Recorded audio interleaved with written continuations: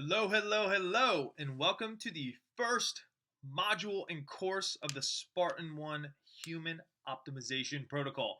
This is titled Identity and Subconscious Reprogramming.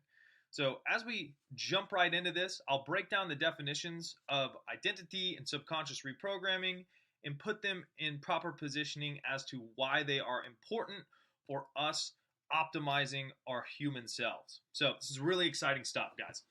The identity that we have as human beings is essentially a set of subconscious programs running through our mind. So in order to properly explain this, we have to go into how does the mind work. So the mind is broken into two parts. There's a conscious and a subconscious mind. Now the distribution between the two aspects of the mind is the conscious part is about 5% of the bandwidth. The subconscious part is about 95% of the bandwidth. So if we think of it from this perspective, the conscious part is basically what we have immediate control over, meaning I can decide when I'm awake to go and get a cup of coffee or to not get a cup of coffee. I can decide to think about, elephants, or I can decide to think about cars. I have this conscious faculty to decide what I want to think about. The subconscious aspect of our mind is what handles the automatic processes in our body without conscious thought. I don't think about beating my heart X amount of times per day. I don't think about breathing. I don't think about when I get a cut, bringing my cells together to heal everything. So it's very important to understand that a vast majority of our mind is subconsciously run. Now, why that's important is because if we know that a vast portion of our body is autonomically expressed, then we want to understand how to get it to express the way that we want.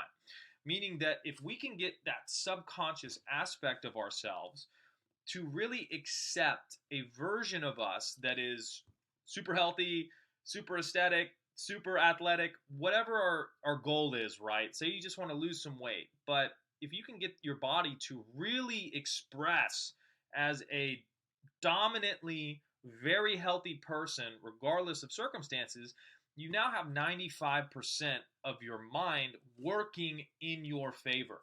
What can happen a lot of times when we want to make change is we consciously make the decision to make the change, but for the past 10, 15 years, our subconscious mind has been programmed through the repetitive thoughts that we've been thinking. So we'll go to the next section here, which is what are thoughts / beliefs, and why do they matter? Well, thoughts are essentially, things that are mental patterns that we rehearse in our mind, right? So we can think of a thought as if I, put my hand on the stove, I go, man, that's hot. I hear my own voice in my mind go, man, that's hot. So constantly and incessantly in our mind, we have an internal dialogue that is playing out through the entire day, right? And it's our personality expressing itself. So what we want to do is first we have to figure out the version of the self that we want to be. So if we're fat, we want to figure out what it looks like if we're fucking ripped or something like that, right? Or if we're, super aesthetic, etc. Once we have that goal figured out of who we want to be, we want to look at our internal dialogue and the thoughts that we're thinking about ourselves in relation to the goal. We want to understand, is that basically in harmony or in alignment with the version of myself that I want to be? Because initially, if we want to make a change because we're not that version right now, it's not going to be in harmony. That's totally fine. But we just want to realize, okay, so when I'm consciously looking at my thoughts, are they the thoughts that this version of me would have? I.e., if I think about going to the gym and I'm not very in shape, then a thought pattern could be, man, going to the gym's hard. I don't really want to do this. This is all mental. This is all internal game shit right here. So if you're thinking from that perspective of, man, this is really hard to do. This is going to be a big deal. It's going to take me forever. That thought pattern is expressing itself through your subconscious mind and is programming your body to be that person. So the two options are, we can either fight against that programming super hard and be like, nah, I'm the man, I'm the woman, I need to go to the gym, I won't let these thought patterns control me. And that's definitely a path through life that you can take, right? But there is a lot of resistance. And we want to save that willpower for doing really hard things. So we don't want to waste it on fighting against subconscious mind, which may have 10, 15 years of programming because it can wear us down. So thoughts and beliefs. Beliefs are thoughts that have been thought repetitively enough that they got into the subconscious mind. See this a lot of times, like if you are a kid and your mom's like, you're really good at math, you're the best mathematician, you always do good at math, like she tells you that over and over and over again, you'll internalize that in your subconscious, and for the rest of your life you'll identify as someone who's really good at math, because not only were you told that and programmed that way, you probably have a lot of external evidence to back that up too. So what we want to do is understand the two components of the mind, that 5% is conscious, 95% subconscious. Want to understand what thoughts and beliefs we're programming into the subconscious so that we can get an accurate representation of the inputs that are creating the outputs. Once we have a goal of who we'd like to be that's different from ourselves, i.e. more athletic, more healthy, whatever, we want to learn how to reprogram ourselves. And we reprogram ourselves through two different mediums. The first is the conscious reprogramming, meaning that as we go throughout the course of the day, we wake up, say we wake up at 8 and we go to bed at 10 or 11, we are awake, meaning that every second that we're awake, we have awareness and the ability to observe our mind and then gauge the accuracy of our mental patterns as if they are our current self, which is the one that we're trying to shift, or we can think from the perspective of the version of the person that we want to be. So, I'll break it down with an example. I'm someone who doesn't like to go to the gym and I don't like to eat healthy, and every single day, all day, my thought patterns are just beating me up, dude. It's like, bro, I suck at going to the gym. I'm unhealthy. This is bullshit. I gotta do better. I gotta be better. That internal dialogue is programming your subconscious, and it's physically manipulating your body to be the version of yourself that's like, I gotta do better, but I'm not really getting the results I want.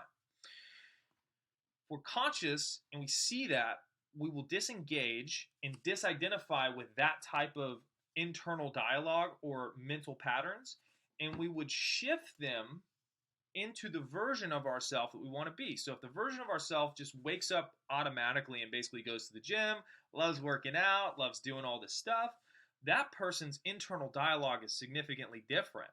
It might be completely in contrast to the way that you think most of the time. So this is where the daily mental work comes in, right? And this is called mental dieting. What you do is you start to plant seeds in the garden of your mind from the supposition that you are the version of yourself now that you want to be.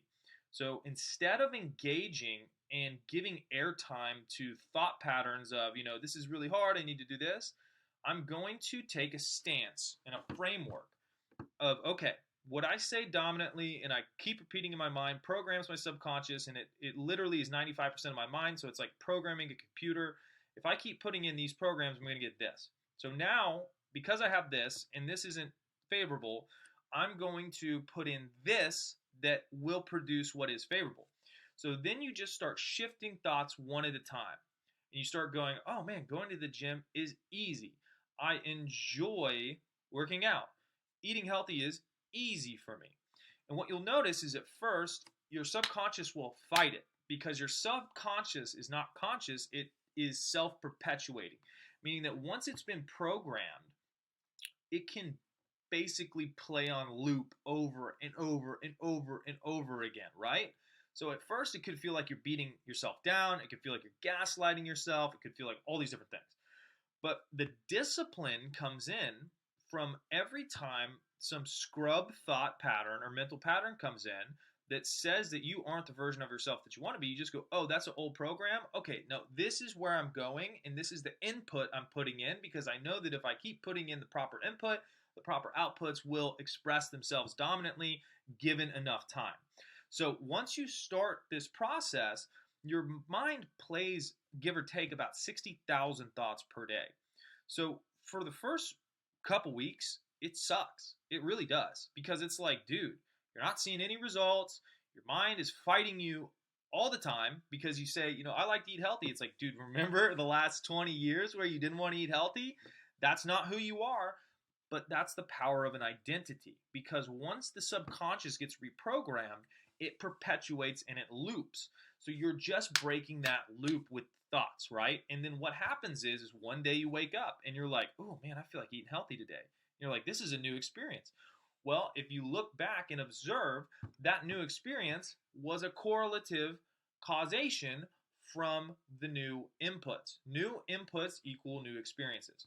So what happens is you start to train yourself to really master your mind and go from somebody who just believes all the shit that's going on in their mind to know I command my mind to think in the way that I want, knowing that what I dominantly focus and dwell on will impress my subconscious, and my subconscious will then be in alignment or aid me in being that person. So that's the mental game that we play 24/7, being able to basically reprogram that mind. Now, what's really cool is if we're really going to hit this from both angles, is we can program that subconscious mind subconsciously as well too. Now, the way you do this is basically in what are called states akin to sleep.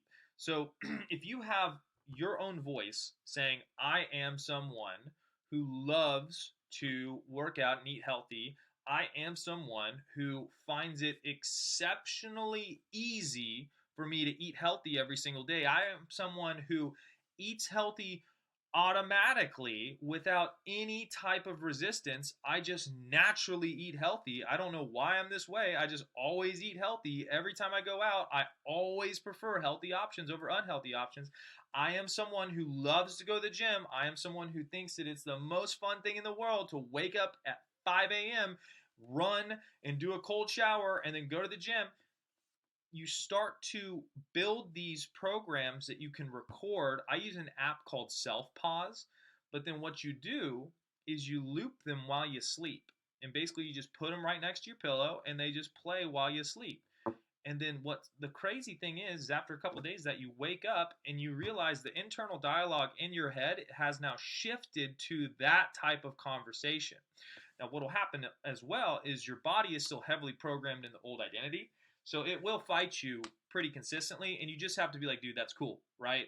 I'm not a bad person, etc. It's literally just the fact that I thought a mental pattern for 20 fucking years, and it programmed my subconscious, and now I am reprogramming it. It's okay. It's just an old mental program that's playing on loop that I am now breaking. Nothing is going wrong. Everything is going right. I'm just letting this old program kind of play itself out.